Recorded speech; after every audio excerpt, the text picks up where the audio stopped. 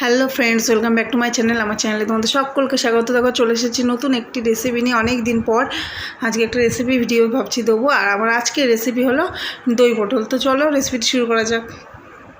দেখো দই পটল বানানোর জন্য এখানে আমার যা যা লাগছে আমি সমস্ত কিছু নিয়ে নিয়েছি। আর এখানে 750 গ্রাম পটল আছে। আর পটলগুলোকে দেখো এইভাবে বানিয়ে নিয়েছি। আর দুদিকে মুখ কিন্তু চিড়ে নিয়েছি যাতে মশলাগুলো ভালো করে ঢুকে এর মধ্যে।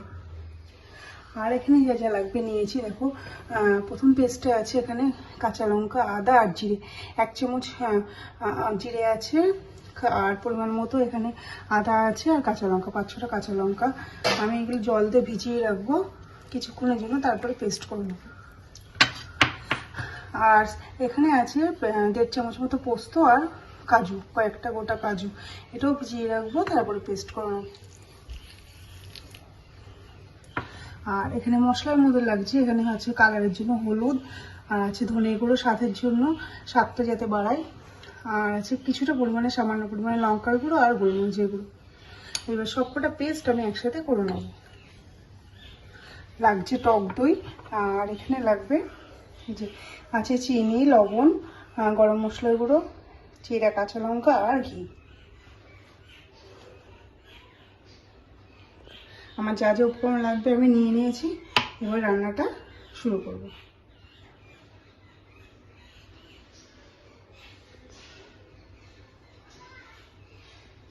চলো তাহলে রান্নাটা শুরু করা যাক। আর সবার প্রথমে আমি এই যে পটলগুলোকে ভেজে নেব। আর এদিকে কড়াইয়ের মধ্যে দেখো তেল দিয়েছি, তেলটা গরম হয়ে গেছে। এবার পটলগুলোকে আমি ভেজে নেব।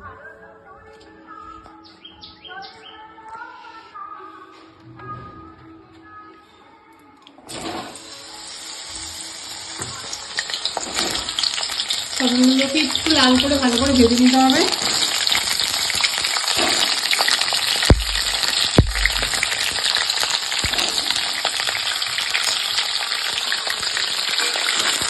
অর্ধেকটা পটল প্রথমে ভেজে নেবো, পরে আবার বাকি পটলগুলো ভাজবো।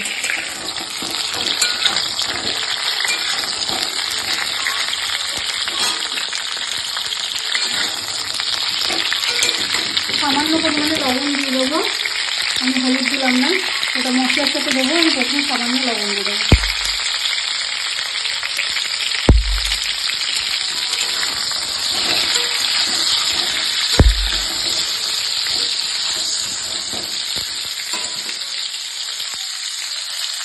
দেখো পটলগুলো কিন্তু আমার প্রায় ভাজা হয়ে এসছে। আমি আরেকটু ভেজে তুলে নেবো, তারপরে আর একটু লাল করে তুলে নেবো।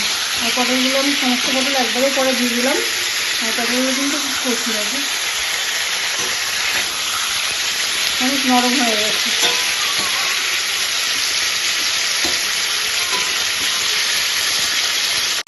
দেখো সমস্ত পটলগুলো ভাজা হয়ে গেছে। এবার আমি এটা তুলে নেবো।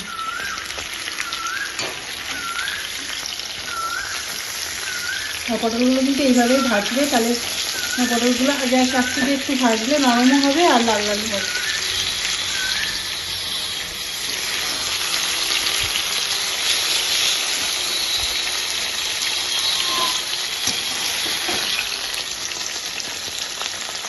এবার আমি পটলের তেলের মধ্যে সামান্য কিছু কালো জিরে আর 2টো শুকনো লঙ্কা ফোড়ন দেবো।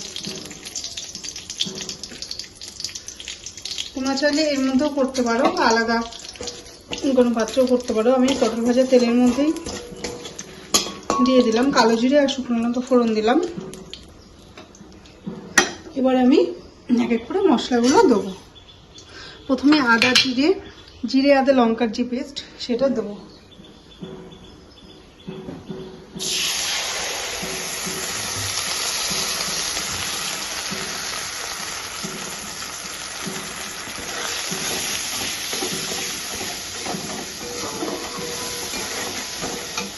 এবার ভালো করে কিছুক্ষণ মশলাটা কষিয়ে নেব।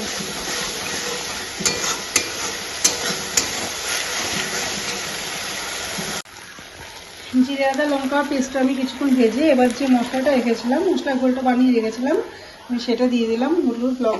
হলুদ ধনে গুঁড়ো, যে পেস্টটা আর লঙ্কার গুঁড়ো দিয়ে মিশিয়েছি, পেস্টটা আমি তৈরি রেখেছিলাম সেটা এর মধ্যে দিয়ে দিলাম। এবার কিছুক্ষণ নাড়াচাড়া করে আবার মশলাটা ভেজে নেব।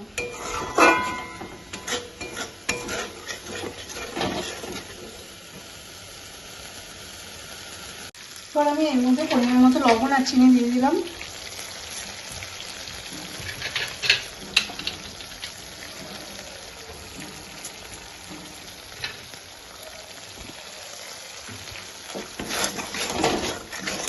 এরপর দেবো কাজু বাদাম আর পোস্তর যে পেস্টটা করে গেছে সেটা।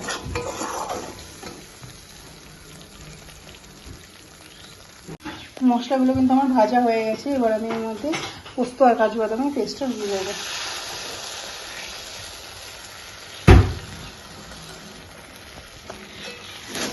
কিছুক্ষণ নাড়াচাড়া করে আমি তারপরে পটলগুলো এর মধ্যে দিয়ে দেবো।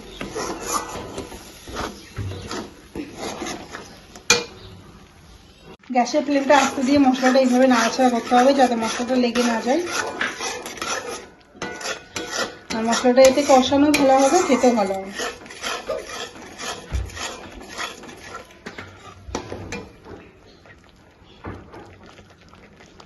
দেখো মশলাটা কষানো হয়ে গেছে। এবার আমি এর মধ্যে পটলগুলো দিয়ে দেবো।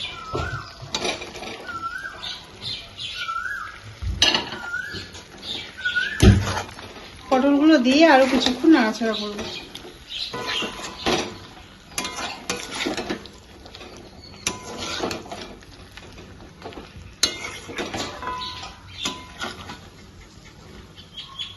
দেখো পটলগুলো আমার কষানো হয়ে গেছে। এবার আমি এর মধ্যে দইটা দিয়ে দেবো। এই যে ফেটিয়ে রাখা দই, টক দই আমি এর মধ্যে দিয়ে দেবো।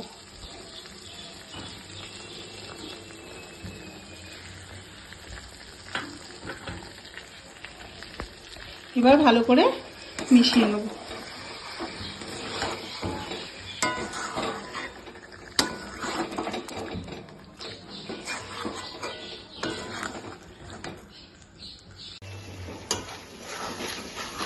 টক দই দিয়ে দেখো আমি ভালো করে মিশিয়ে নিচ্ছি। আর এর মধ্যে যদি আমার আর একটু চিনি লাগে, একটু লবণ লাগে, টক দই সেটা দইয়ের টকটা দেখে দিতে হবে। দইটা কেমন টক তার উপর নির্ভর করবে। আর যদি লাগে আমি দিয়ে দেবো।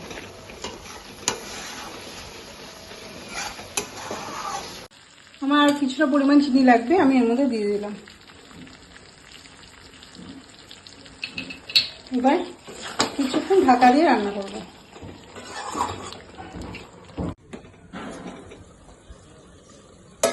এই যে ঢাকা দিয়ে রেখেছিলাম, দেখো চারিদিকে তেলটা ছেড়ে দিয়েছে। এবার আমি এর মধ্যে একটু গরম জল দিয়ে দেবো। একটু গ্রেভিটা আনার জন্য গরম জল দিয়ে দেবো।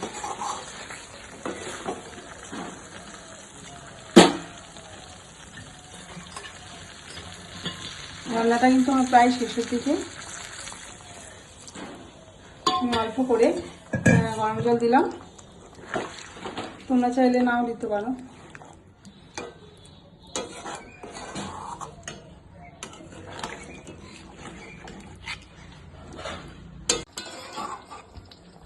দেখো গ্রেভিটা ফুটছে। আমি এর মধ্যে এবার ওর থেকে সেন্টের জন্য কয়েকটা চেরা কাঁচা লঙ্কা দিয়ে দেবো, এই যে লাল লঙ্কা, আর একটু ঘি, সামান্য পরিমাণে ঘি, আর একটু গরম মশলা দেবো।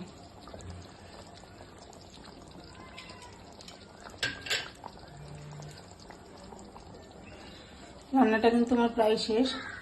এবার আমি এটা নামিয়ে নেব।